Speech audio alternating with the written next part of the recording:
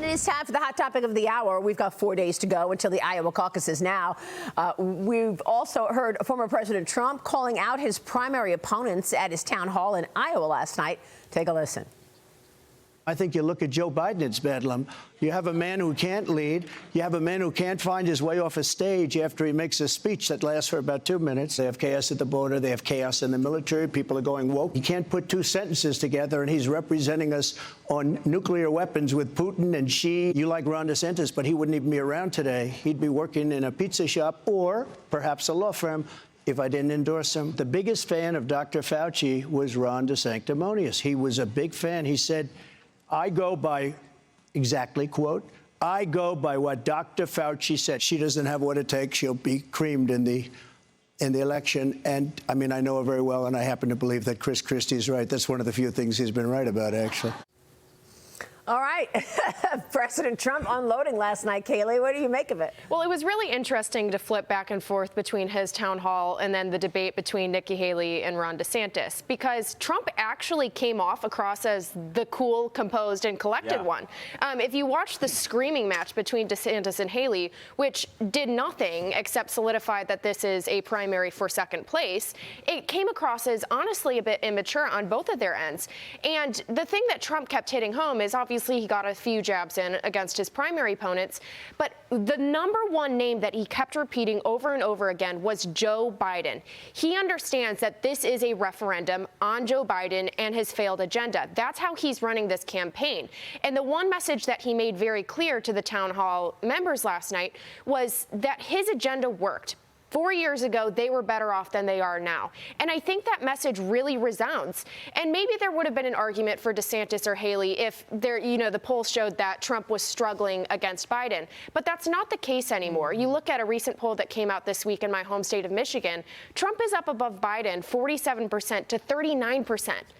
That's a significant swing from 2020. So really, what is the argument against Trump at this point? Yeah, it's great, all great points. What do you say, Mom? Well, first of all, Pizza Hut in California pays $19 an hour. One of my buddies sent that over to me. Now, I know Ron DeSantis is in Florida, so, maybe it doesn't pay $19 an hour in Florida. We'll be neighbors with Gavin Newsom. I thought Trump did a great job. And two of his strongest points. Number one, when he said that he was not going to seek retribution and reverse weaponize the DOJ, I thought that was a strong moment. He got some loud applause for that. We need to stop this. We cannot continue to go back and forth, tit for tat, and continue to weaponize the DOJ one way or another. So I'm glad he said that. Yeah. The second thing that he said, and I don't know that he did the best job explaining it, but he explained what he did from a stimulus standpoint when COVID hit us. And the problem with COVID is all the governors shut down small businesses. They said you can't open your doors, you got to shut down. So the solution to fixing that problem was to give businesses enough money, the money that they were losing out in revenue, so they could continue to make payroll.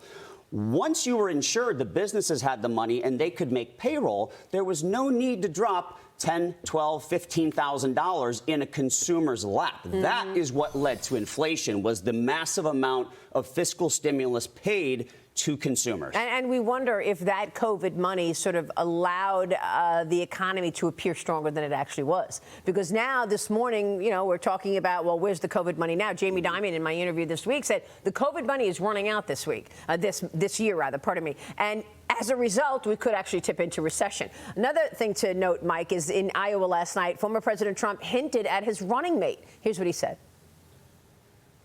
Who would be in the running for vice president?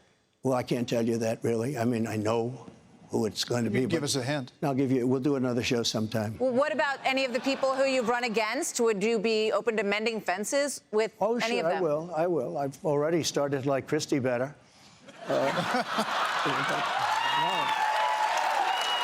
Christie for vice president? I don't see it.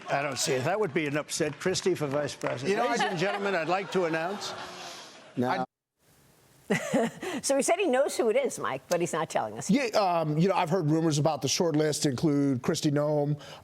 My favorite for him would be Ben Carson, more so because of his style. If you think about Trump as a more bombastic type character, just like Mike Pence was, a lot more even-keeled, a lot more articulate in the way that he expressed things, Ben Carson would be that pick. And since the Iowa caucuses 8 years ago, when Ted Cruz did the robocall to try to convince everybody that Ben Carson had dropped out, which allowed Ted Cruz to win that. Ben Carson has been firmly on Team Trump. You didn't have any problems with him in the last administration. You can see the real difference in this campaign and how this Team Trump has been running now. There's no leaks. Right? It is a tight team of people that believe in the agenda versus people like, say, Nikki Haley, who cozied up to him just to undercut him at every step of the way. Wow. So it's a lot of reasons to be a lot more enthusiastic about Trump this time around. Yeah, it's great conversation here. We're going to keep it going.